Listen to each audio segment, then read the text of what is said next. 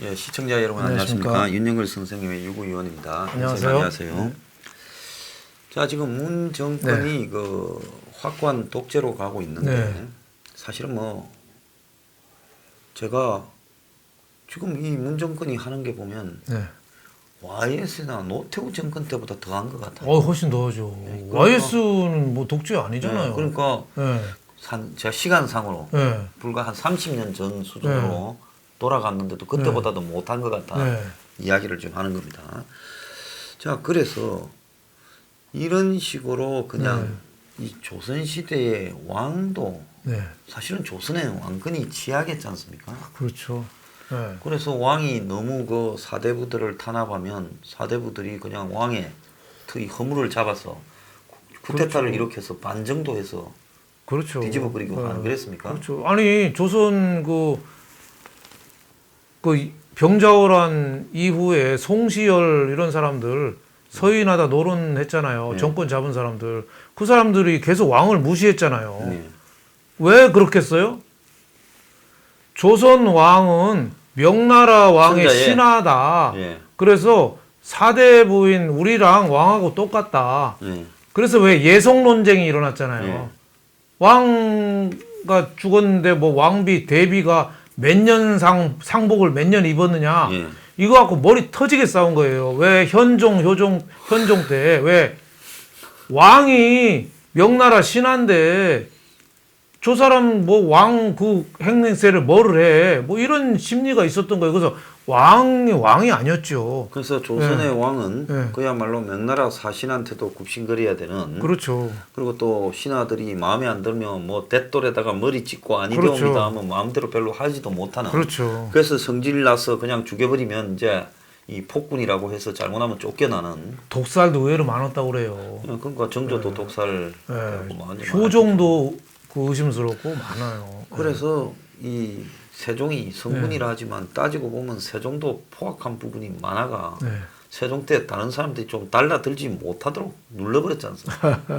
그러니까 조선의 왕이 그야말로 강력하게 독재 안 하면 다스리기가 어려울 정도로 힘들었는데 이 문왕은 우리 문왕은 이게 뭐 거의 대통령제를 왕정으로 끌고 가버리는 문산균이라죠. 문산군. 굉장히 이 뻔뻔해지고 또 국민들을 향해서 문왕 밑에서 뭡니까? 형조 판서입니까? 그 추미애 형조 판서가 감히 명령을 거역한다고 왕처럼 이야기하고 또 왕의 저 따까리 하던 성지 정도 되는 그 뭡니까? 윤건영이 내가 조국을 시켜라 했다고 또 왕권을 능멸해요. 지금 막 개판 5분 전입니다. 그렇죠. 근데 이렇게 독재를 하는데 사람들이 과거에 전두환은 잘해도 다 독재라고 봤고 전두환 잘했어요. 그리고 박정희 전 대통령도 잘한 것도 독재라고 이렇게 했거든요. 그리고 또 독재를 했기 때문에 잘 됐던 부분도 있었죠. 그 시대로 봤을 때는. 왜 민주주의가 수준이 안 되면 국민들이 뭐 막걸리 한 사발에 설탕 한 개에 고무신 하나에 표 찍어주면 민주주의가 되겠습니까? 아니 전두환은 경제를 모르니까 경제한테 맡겼잖아요. 그때 김재익 수석이니 그 경제부총리 이런 사람한테 경제를 다 맡겨버렸어요. 세계 경제가 호황이었다지만 호황이었다고 다 잘한 건 아니거든요, 그죠? 그럼요. 그러니까, 그때도 위기가 많았죠. 그러니까 에너지 위기도 있었고 여러 가지가 있었는데 경제를 전문가한테 맡겼어요. 근데 지금 우리 문재인은 정치 이념으로 경제를 그냥 억누르고 있잖아요. 소득주도 성장이니 그 미국의 유명한 교수들도 그게 무슨 소득주도 성장이냐고. 소득 빈곤주도 성장이라고 그렇게 얘기하잖아요. 소득주도 빈곤이죠. 소득주도 빈곤이라고 얘기하잖아요. 근데 중요한 거는 이제 이런 문의 전형을 막으려면 좌우를 떠나서 사회에 평소에 좀 큰 소리 치던 사람들 자, 이 권력이 이렇게 전형을 하면 평소에 사회에 영향력을 행사하던 그런 부분을 아주 양심적인 관점에 서서 좌든 우든 관계없이 뭉일해서는 안 된다. 그렇죠. 목소리를 좀 내야 되지 않겠습니까? 맞아요. 그 내가 이번에 검찰 해체 과정에서요. 네. 법조인들에 대해서 상당히 환멸을 느끼는 게. 자, 일단 그 오비들. 네. 지금 그동안에 한국에 판검사 한 사람들이 옷 벗고 나와가 정관 예우 받아서 평생 버릴 거 1, 2년 만에 벌고 또 어째 삽니까? 그러면서 로펌이니 또 지금도 뭐 사무실 열어서 사회이사, 대기업, 고문에서 몇 개씩 다 하고 있죠. 또 투가면 정치판도 왔다 갔다 하고 이러면서 한국당에 또 제일 많은 직업 중에 하나가 법조인 아닙니까? 그렇죠. 그래서 이 나라를 거의 법조인들이 다 했으면 지금 문에 이 법치 파괴, 검찰 해체, 판사 장악 이런 정도면 이 부분에 대해서 법조인들, 선배 법무장관을 한 사람들, 선배 검찰총장들, 검찰 고위 간부, 판검사 출신들이 기자회견을 해서라도 이래서는 안 된다. 그렇죠. 이 논란에 추미애가 그 역이라고 말한 것은 있을 수 없다 해야 됩니다. 이제 오늘 아침에 보니 기껏 김경환 장관 한 명 그분 옳은 말을 했는데 그것도 기자가 전화해서 물으니까 대답한 거죠. 사실 전직 장관들이 저도 전직 장관들 아는 분 있으면 개인적으로 사석에서는 얘기를 많이 해요. 근데 그걸 공론화하고 자기 얼굴 내는 거는 굉장히 꺼리죠. 아, 비겁하죠. 그러면 세상이 좋아지면 배설하는 것은 자신들이 독점하고 돈도 독점해서 벌고 이권에도 독점으로 개입하고 이러면서 지금 검찰이 해체되고 자기가 이 나왔던 조직이 사라지며 상권 분립이나 민주주의가 파괴되는 데는 침묵하고 있으면 이게 어디 노블레스입니까?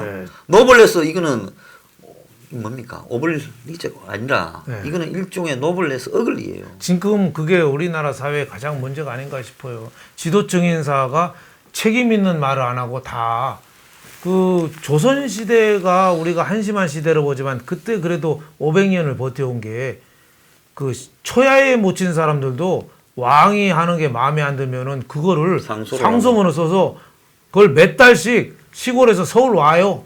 와서 몇 달씩 그것도 그때도 왕궁에서 그 벼슬아치들이 그 상소를 못하게 막더라고요. 그러면 그걸 받아줄 때까지 도성 앞에서 그냥 천막농성이지. 하는 거예요. 그래서 왕한테 전달되도록 해요. 그래서 잘못하면 또 왕한테 찍혀가지고 또 귀양도 가요. 그렇게 해도 자기 의사를 충분히 전달을 했거든요. 근데 지금은 왜 그렇게 비겁한 사람이 나오냐면 경제 뭐 총리까지 하는 이런 사람들도 옛날에 그 노무현 때 하던 사람들이 한미 FTA 나오니까 이명박 초기에 한미 FTA 막 반대 이런 얘기 있었거든요. 그러니까 한미 FTA 추진했던 총리 출신들이 어정쩡한 태도로 취하더라고요. 그러니까 지금 우리나라 지도층들이 굉장히 어떻게 비겁해졌어요. 경제 파괴나 한국의 법치 민주주의 파괴에 대해서 사회 지도층들이 목소리를 내야 되는데 얼마 전에 이제 교수를 대변하는 분들이 한번 입장을 발표하고 시국선언 그 한 번도 겪어보지 못한 거짓의 나라로 거짓의 나라로 한국이 가고 있다. 그리고 이제 변호사들이 이제 130명이 그 검찰 인사를 지금 이 수사 방해하고 법치 유린을 그 중단하라고 이제 이름을 올리세요. 그래서 지금 변호사가 숫자가 몇 명인데 그 중에 이제 130명. 그래서 이게 이런 거를 바라보면서 우리가 이 사회 지도층이 아주 비겁하다. 과거에 보면 이 영국이나 프랑스가 이제 왕정을 하고 이런 과정에서 보면 그 귀족들이 목숨을 걸고 한쪽을 선택하지 않습니까? 그렇죠. 그러면서 이제 가문끼리의 전쟁, 또 명분의 전쟁 이런 부분에 다 개입을 해서 입장을 밝히고 이러는데요. 지금 이 한국의 사회 지도층이 정말로 국가가 명운이 민주주의 시스템이 지금 어떻게 여기까지 끌고 왔는데 이게 하루아침에 3, 40년 뒤로 후퇴해서 다 무너지고 있으면 적어도 다른 때는 몰라도 이럴 때는 이렇게 가서는 안 된다고 말을 곳곳에서 덜불처럼 들고 일어나야 되지 않겠어요? 그렇죠. 민주주의가 지금 그 완전히 기반부터 지금 흔들리고 있잖아요. 그러면 전직 장관 한 사람들, 총리한 사람들, 뭐 이런 변호사들, 유명한 사람들, 사회 지도층 인사들이 좀 적극적으로 좀 의견 개진해야 되는데 다 입 닫고 있어요. 이건 좁아도 큰 위기가 아니라 위기 중의 위기가 이 지도층 인사들이 나몰라라 하는 거. 광화문에요.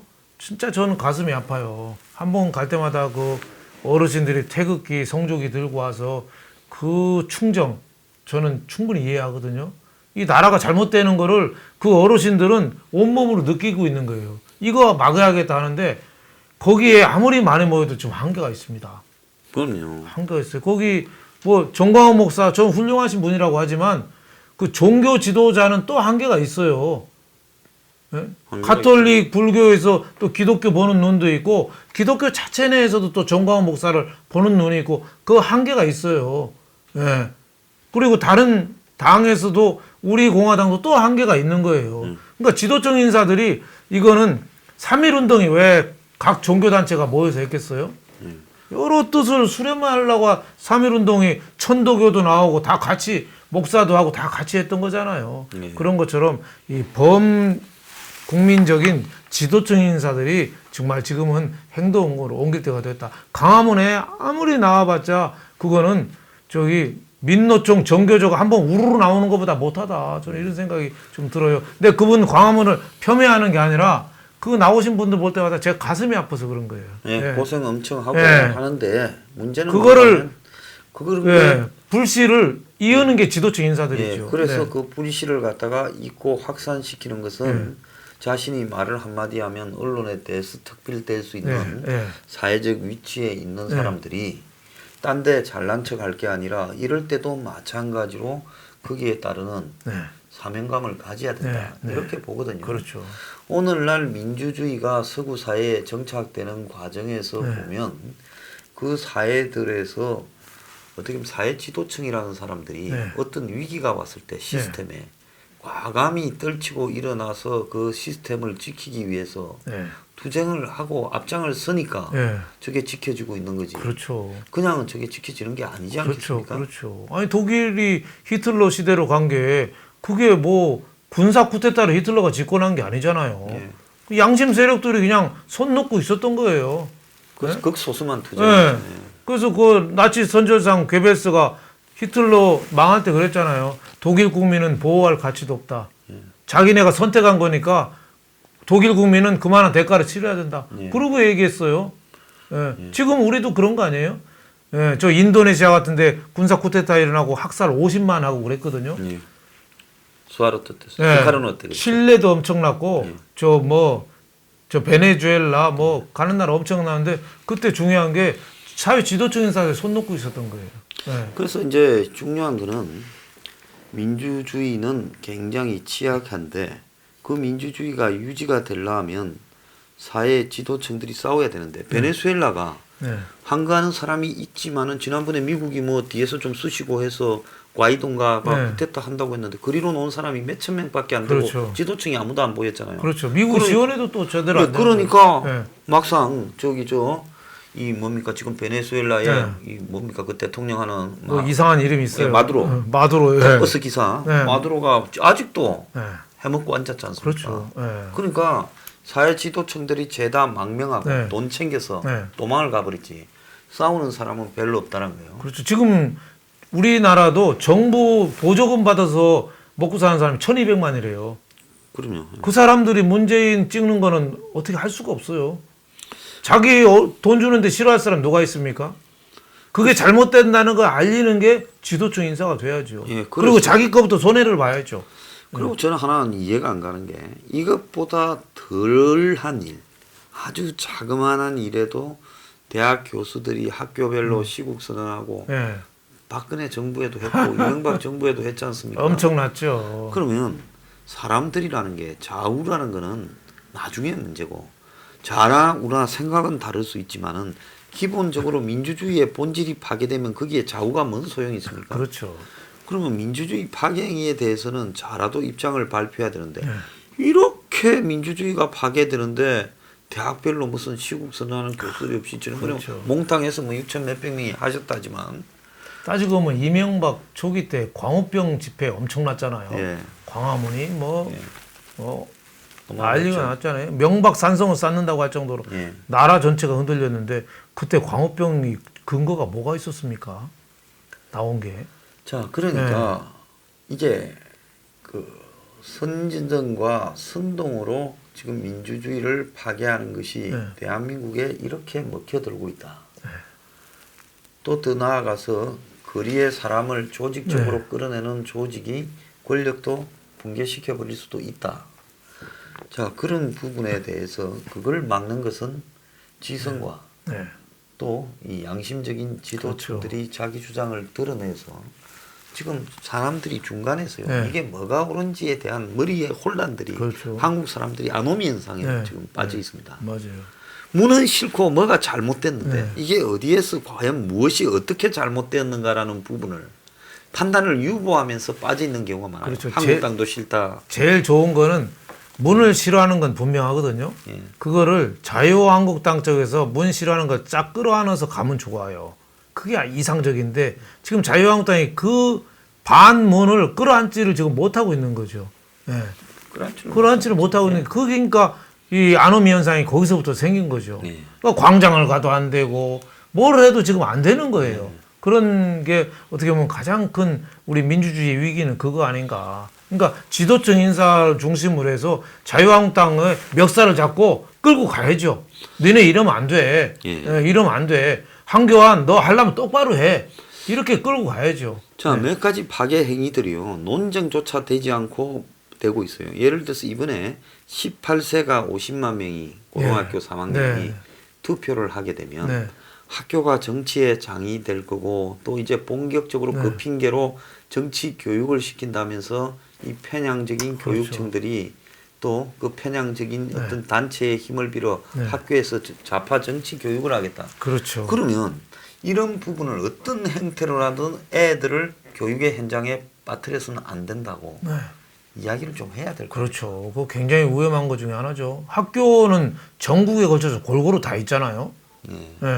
특히 뭐 완싸닥의 선거 판도가 끝나는 데는 뭐 학생들 투표가 그렇게 영향이 많지 않을 수도 있어요. 영호남 지역이나 이런 데는. 그렇지만 수도권이나 이런 데는 몇백 표 갖고 등락이 좌우되는 거잖아요. 뭐 학생표가 굉장히 중요하다고 봐야죠. 자, 그리고 이런 부분에 대해서 학부모들도 무관심해요. 내 애가 어느 학교 가는지만 소중하지. 그러니까 나치 그 전범 재판에서 나온 이 용어가 악의 평범성 아닙니까? 한나 아렌트가요. 와, 그렇죠. 악의 평범이 뭐냐? 아니 이 뭐 아우슈비츠에서 학살을 주도한 사람을 재판 받는데 보니까 이 막 악마가 아니라 지극히 자기는 시키니까 했을 뿐이다. 근데 우리나라 국민들 한번 보십시오. 학교에서 인원 고등학교에서 저렇게 편파 교육이 만들어져도요. 학부모 중에 누가 그렇게 가서는 안 된다고 그 학교에 학부모 중에 그 이해관계 애들 말고 나타나서 입장을 발표한 학부모 있습니까? 그렇죠. 우리 애 손해 볼까 봐. 그러니까 위에 사회 지도층들이 죄다 썩어 문드러져서 자신의 이해만 계산하니까 이게 중산층, 상류층, 중산층부터 보편화되면서 그렇죠. 이런 문제에서는 끼어들지 말아야 된다라는 것들이 나타나고 있습니다. 그럼 말씀하신 대로 그 악의 평범성이 맞아요. 그 그래, 악한 행동을 많이 한 사람들이 집에 가니까 제일 가족적이었다는 거 아니에요. 그런 면에서 우리가 시대적인 그런 인식, 시대적인 요청 뭐 이런 게 상당히 좀 중요하지 않느냐. 저는 이번에 아주대 그 이국종 교수 사태도 이렇게 보니까 참 그런 문제도 그 이런 문제랑 좀 연관이 되는 것 같아요. 외상 환자 하나 오면은 150만 원 병원이 손해 본다면서요. 그러니까 헬기 하나 뜰 때마다 병원 의료원장은 150만 원, 헬기 소리가 150만 원으로 들리는 거예요. 그러니까 그 이국종 그 교수한테 그렇게 막 욕을 해야 된 거 아니냐, 뭐 이런 생각이 좀 드는데 그런 것도 참 여러 가지 생각할 부분이 많은 것 같다 이런 생각이 듭니다. 그래서 그 우리가 이번에 이제 이 4월 총선을 뭐 잘 치러야 된다 어쩐다 하려 그러면요. 저는 그렇게 말을 하고 싶습니다. 이 사회에 많은 혜택을 본 사람부터 저렇게 부동산 가격에 예민할 만큼 이번에 보면 문이 하나 실현하니까 평소에 문이 무서워 갖고 말도 제대로 못하는 보수 언론들이 막 자다가 새스랑까지 들고 나가 찔러대잖아요. 하루 이틀 만에. 그럼 평소에 이렇게 싸웠으면 네. 문이 견뎠겠어요? 그러니까 전부 언론사 고위 간부들이 다 이런 부동산 이해관계에서 한 50억, 40억 됐는데 갑자기 20억으로 되돌릴라 이것들이 말도 안 되는 소리에서 물론 거래 허가제라는 게 말도 안 되는 이야기지만 네.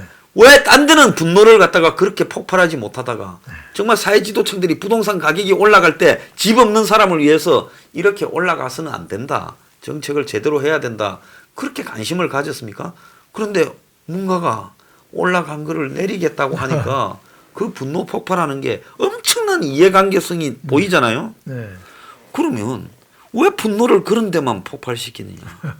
돈에 민감한 것만큼 이 사회가 너네 자식들도 이 땅에 살아갈 거고 손자들도 살아갈 건데 왜 이 사회 지도층이 분노하지 않느냐. 네. 이게 저는 진짜 이 사회가 보통 사회 지도층이요. 전부 그냥 재산 정식하고 네. 천민 졸부가 되어가지고 그러니까 문재인 전략이 가진 사람, 안 가진 사람, 투기꾼, 일반인, 서민, 부자 이렇게 찢어 발기는 전략의 하나로 지금 부동산을 활용하고 있는 거예요. 활용하고 있죠. 네. 그런데 투기꾼도 좋아하고요. 네. 또 서민도 좋아해요. 네. 저거가 올리니까 올라간 투기꾼은 좋아해요. 네. 조진다 해도 조져봤자 올라간 거는 안 내려간다고 좋아해요. 그러다가 서민은 또 조지니까 뭘 우리 편을 들어주나 하고 또 그렇죠. 기대 심리를 갖고 있죠. 탈원전부터 주 52시간 근무, 소득주도 성장 이게 다 경제를 망치고 엉터리인 줄 알지만 그 선의는 국민들한테 덮여라. 선의는 그래 문재인 지지율이 조작된 건 많지만 그 지지율은 나면 그 선의에 대한 평가라고 봐요. 네. 그 보수에 대해서 왜 그 지지율이 문재인 깎아먹은 게 일로 안 오냐 보수로 저는 거기에 대한 선의를 국민들한테 설명하는데 지금 보수가 아직은 성공하지 못한 거 아니냐 이런 생각이 듭니다. 영국의 민주주의가 정착하는 과정에서 아직도 보수당이 집권하고 있는 중요한 이유 중에 하나가 그 찰스 디킨스가 그 19세기 영국 사회의 그 비참함 뒷골목에 뭐 거의 아비규환이었지 않습니까? 노동자들부터 빈민. 그럴 때 영국의 그래도 귀족층들이 구유론이 구빈원 같은 복지 부분을 나서서 그거 하지 않으면 그 디킨스 소설에 나왔듯이 스크루지로 매도당했다. 그런 일을 하지 않는 귀족층은요. 그러니까 귀족이면 자선 사업을 해야 되는 부분이 사회적 의무처럼 이렇게 부각돼 있거든요. 그러니까 요즘은 뭐 전쟁이 나면 전쟁에 나가는 것처럼 그때도 귀족의 의무가 이 사회복지에 구휼, 구빈원이란 이런데 당연히 자신이 재산을 내서 그런 걸 운영하고 또 돈을 기부하고 하지 않으면 전혀 존경받지 못하는 것처럼 되고 또 보통 투표를 하자. 처음에는 영국에 지식 있는 사람, 돈 있는 사람만 했잖아요. 그렇죠. 근데 보통 투표로 하자. 노동자도 투표권 주자고 그 사람들이 그렇게 했어요. 그러니까 영국이 혁명이 일어나지 않고 이렇게 민주주의가 정착되어 온 거 아니겠습니까? 그러면 민주주의를 유지하려면 정말로 많이 배우고 사회에 이게 뭐라고 할까요? 상류층이라고 의시되고 폼 잡고 다니고 뭐 세미나 나가고 사회이사하고 뭐 이런 돈 많이 벌고 신문에 맨날 이 얼굴 까는 사람들이 앞장서서 이런 데 이야기를 해야 되지 않겠습니까? 그렇죠. 근데 뭔가가 무서워서요. 죄다 쥐구멍에 숨어가 있어요. 이러니 한국에 사회 지도층이 조국 사태 때 안 봐요. 그런 인간들 중에 말 한 번 조국한테 제대로 한 놈이 있습니까? 그러니까 미국, 영국도 그렇고 미국도 그렇고 그 흑인 인권이나 이런 것도 저절로 얻어진 건 하나도 없더라고요.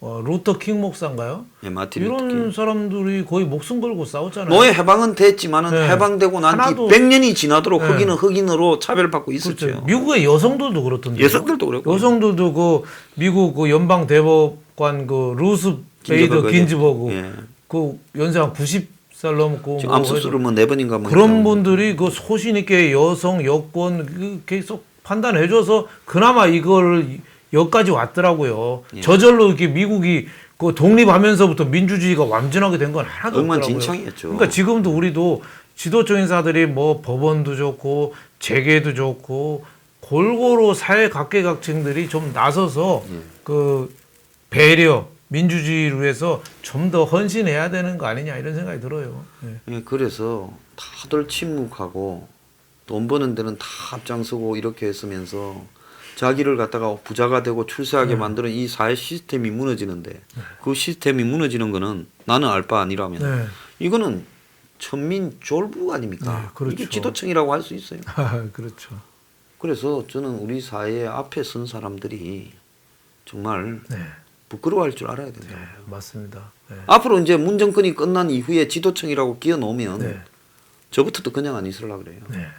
우리 종교계도 좀 반성해야 되는 거 아니에요? 아, 그럼요. 네. 종교계도 제가 보기에는 말 한마디도 안 하고 아, 불교 있어요. 천주교는 다 어디 갔어요? 네. 기독교계도 다 어디 갔어요? 네. 아마 불교 그 국립공원 절 입장료 안 받게 하면 벌떼처럼 저 광화문에 나올 거죠.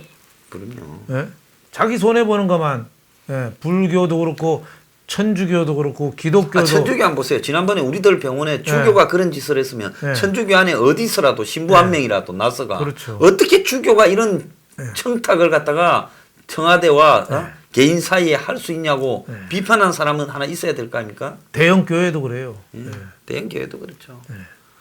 그래서 이게 권위가 무너져버린 사회가 되면요. 나중에 사회 시스템의 총체적 붕괴를 낳을 수 있어요. 그렇죠. 권위가 무너져버리면. 네. 권위는 높이고 권위주의는 없애야죠. 없애야죠. 그런데 우리 사회는 사회 지도층이라고 하는 사람들이 문재인의 이런 독재에 전부 꼬랑지를 내리고 지구멍에다가 대가리를 쳐박고 살아요. 이러면 이 나라가 네. 사회 지도층에 대한 총체적 불신으로 가버리지 않겠습니까? 그렇죠. 이 문재인 독재를 다들 방치한다. 입 닫고 있다. 그러면은 우리 경제 수준은 저 베네수엘라처럼 되고 정치는 아마 저 북한, 중국, 러시아 이런 쪽으로 자꾸 가지 않겠어요? 저는 요즘 네. 기자들을 보면요. 네. 알고도 쓰지도 못한 에라기 이놈아 그냥 새끼 밥이라도 먹고 살 일 있으면 딴이라고 혐오감이 나와요. 참 다들요 좀 반성하고 삽시다. 이래가지고 많이 배우면 뭐하고 돈 있으면 뭐 할 겁니까. 예. 당신 자식들이 나중에 다 돌려받습니다. 네. 세상엔 공짜가 없습니다. 공짜가 없지. 네. 비밀도 없고 정답도 없습니다. 옛날에- 민주주의도 공짜가 아닙니다. 옛날에 보면 민주주의는 피를 먹고 피를 먹고 자라는 나무라 거죠. 그랬잖아요. 네. 그런데 무슨 민주주의가 다시 또 무너지는데 발전하는 게 아니라 여기서 피를 아무도 안 흘리려면 누가 민주주의를 구합니까? 그렇죠. 옛날에 이승만 대통령은 학생들이 4.19 거리에 나오니까 그냥 물러나서 하와이 가버렸잖아요. 그래도요 그분은 예, 지금 문재인은 그렇게 갈 사람입니까? 끝까지 진짜 한번 해보겠죠. 자 오늘 마치겠습니다. 감사합니다. 감사합니다. 수고하셨습니다.